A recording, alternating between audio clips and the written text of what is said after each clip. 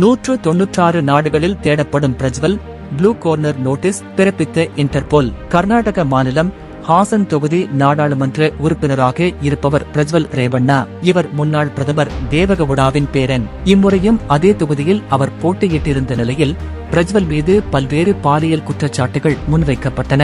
இதனைத் தொடர்ந்து பிரஜ்வல் 400க்கும் மேற்பட்ட பெண்களை பாலியல் வன்கொடுமை செய்திருப்பதாகவும் அது தொடர்பான 2900க்கும் அதிகமான வீடியோக்கள் இருப்பதாகவும் அரசியல் அரங்கில் கடந்த சில தினங்களுக்கு முன்பு சலசலப்பு ஏற்பட்டது.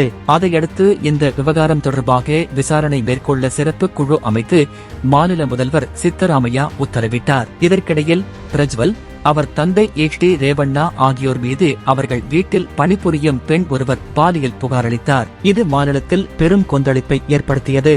அதைத் தொடர்ந்து தந்தை, மகன் இருவரையும் கைது செய்ய வேண்டும் என்று அரசியல் கட்சியினர் அழுத்தம் கொடுத்தனர். பிரஜ்வல் விவகாரம் பூதாகரமாகவே அவர் இந்தியாவை விட்டு தப்பித்து ஜெர்மனிக்கு சென்று விட்டதாக கூறப்படுகிறது. இதற்கிடையில் HD ரேவண்ணாவை போலீசார் கைது செய்தனர். மேலும் பிரஜ்வல் ரேவண்ணாவை பிடிக்க லுக் நோட்டீஸும் பிறப்பிக்கப்பட்டது. தேர்தல் சமயத்தில் நாடு முழுவதும் அதிர்வலையை ஏற்படுத்தியிருக்கும் இந்த விவகாரத்தில் பிரஜ்வல் மீது ப்ளூ கார்னர் நோட்டீஸ் பிறப்பிக்க வேண்டும் என்ற கோரிக்கை எழுந்தது. இந்த கோரிக்கை பரிசீலனை செய்யப்பட்ட நிலையில் பிரஜ்வல் மீது ப்ளூ கார்னர் நோட்டீஸ் பிறப்பிக்கப்பட்டிருப்பதாக கர்நாடக உள்துறை அமைச்சர் பரமேஸ்வரா தெரிவித்திருக்கிறார். ஒரு நாட்டிலிருந்து மற்றொரு நாட்டுக்கு தப்பியோடிய குற்றவாளிகளை பிடிக்க இன்டர்போல் உதவியை நாடும் ப்ளூ கார்னர் நோட்டீஸ் என்றால் என்ன? சர்வதேச அளவில் குற்றங்களை தடுக்கும் சர்வதேச காவல்துறை அமைப்பாகும். இந்தியா உட்பட உலகம் முழுவதும் உள்ள 180க்கும் மேற்பட்ட நாடுகள் இந்த அமைப்பில் உறுப்பினராக இருக்கின்றன.